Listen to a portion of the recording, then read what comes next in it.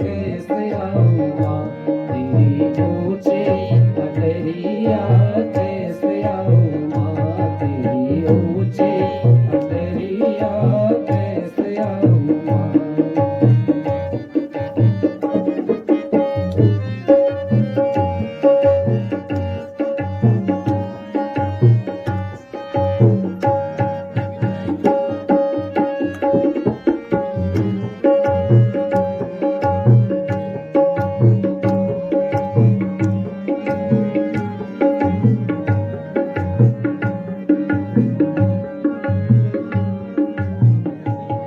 ओ सनन सनन पवन चले और चले पुरवैया सनन सनन पवन चले और चले पुरवैया सनन सनन पवन चले और चले पुरवैया सनन सनन पवन चले और चले पुरवैया। हम है तेरे बालक मैया तू हमारी मैया हम है तेरे बालक मैया तू हमारी मैया।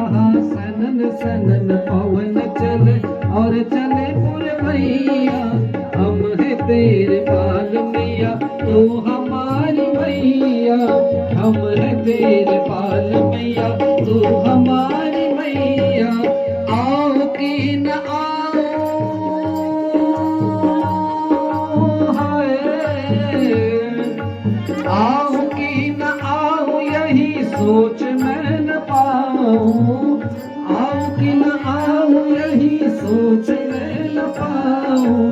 दुविधा में बीती मेरी सारी उमरिया कैसे आऊं तेरी ऊंची अटरिया कैसे आऊं माँ तेरी ऊंची अटरिया कैसे आऊं माँ।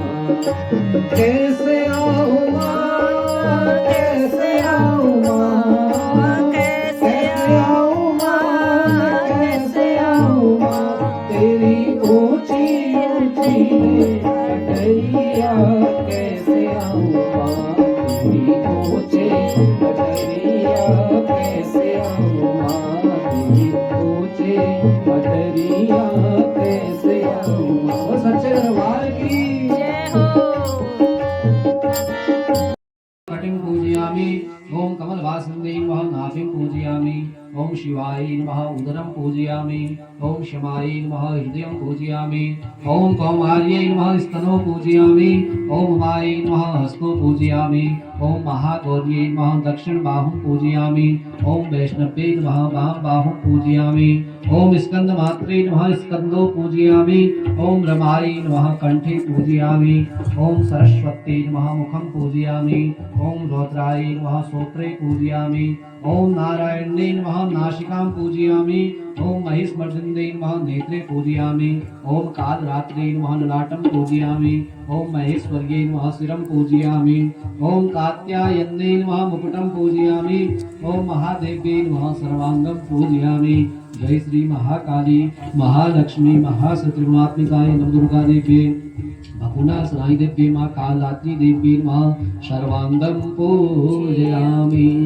धूपम दीपम नैवेद्यम वा दशांगम ककुलम धूपम। एक पाठ करनो ना घर में एक पाठ करने वाला हमारा हालत खराब हो जानी। एक दिन पंडित जी को बुलाने में हालत खराब हो जानी उधर लड़ाई उधर झगड़ है। अरे पंडित जी बोली संजाति करो सफाई करो है उस पाटे सामग्री नहीं जुटा सकन। अब इसमें 1000 अश्वमेध यज्ञ किए इतना बड़ा तप नहीं है और भगवान की कृपा से और खूब भक्ति की उन्होंने भक्ति की महिमा से त्याग किया तपस्या की माँ की आराधना की इंद्र की आराधना की और फल स्वरूप इनको इंद्र का सिंहासन मिल जाता है। और आगे जाकर के ऐसा वर्णन आता है इस कथा में। देखिए जब स्वर्ग के अधिकारी हो गए थे आज यह महाभिष नामक राजा कहाँ चले गए ब्रह्मलोक में ब्रह्मा जी के भवन में चले गए और वहां अनेक देवतागण विराजमान हैं अनेक ऋषि मुनि भी विराजमान हैं।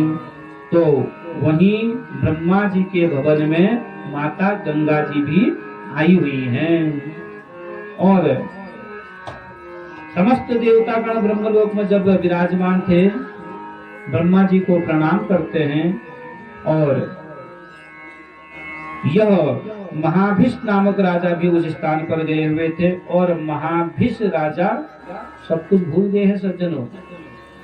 और क्या हो गया, गंगा जी को टकटकी लगा करके देख रहे हैं, और हृदय में काम प्रविष्ट हो गया गंगा जी को देख करके। और हवा चल रही थी ब्रह्मलोक में, और जब हवा चलने लगी तो माता गंगा जी के वस्त्र उड़ने लगे। तो जब गंगा जी के वस्त्र उड़ रहे थे, समस्त देवताओं ने अपनी दृष्टि को झुका लिया, समस्त ऋषि मुनियों ने अपनी दृष्टि को झुका लिया। परंतु ये महाभिष नाम का राजा जो है वो टकटकी लगा करके गंगा जी को देखता रहा। और कहने का तात्पर्य है, इन आंखों से भी सबसे बड़ा पाप होता है महाराज। आंखों से पाप चला गया, हृदय में काम प्रविष्ट हो गया, और जहां काम वहां राम नहीं महाराज। और अंत में उसका साथी कौन रहता है? उसका साथी वही है, कौन? धर्म। वो धर्म जो अभी हम कर रहे हैं, जो 3-4 घंटे की हम भक्ति कर रहे हैं, जो भगवान की कथा को श्रवण कर रहे हैं सज्जनों, यही हमारा काम आने वाला है। और यही धर्म हमको बचाएगा, यही हमारे साथ में रहेगा, और यही हमको सदगति प्रदान करने वाला है। बोले जगदम्बा माता की। सुखदेव जी कहते हैं कि पिताजी तुम अश्रु प्रवाहित मत करो, मुझे तो बड़ा आश्चर्य हो रहा आपको देख करके। अथाहम तव पुत्रोस्मि न जाने पूर्व जन्मनि।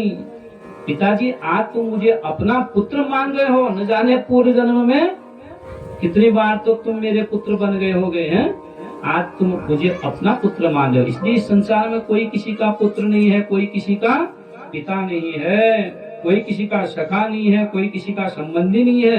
अकेला जीव आता है, अकेला ही चला जाता है। ये तुम शरीर के संबंध बता रहे हो पिताजी, शरीर की तो 3 ही गति है।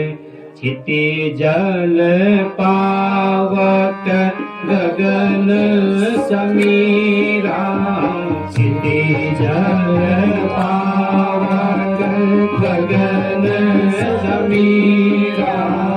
पंच तत्व यह अधम शरीरा। पंच तत्व यह अधम शरीरा। पंच तत्व यह अधम शरीरा। पंच तत्व यह अधम शरीरा। पिताजी यह शरीर अधम है, इसकी गति 3 ही है, हैं? पिताजी इसको जला। छठे दिवस की कथा समापन की तरफ आरती की तैयारी।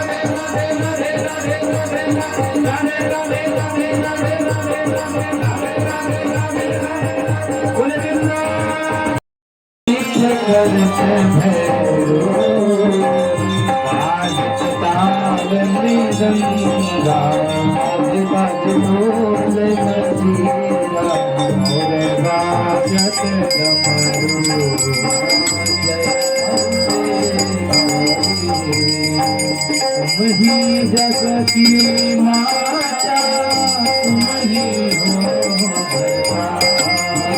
तुम ही हो भक्तन की दुख हरता, भक्तन की कष्ट हरता, दुख संपत्ति करता। जय आते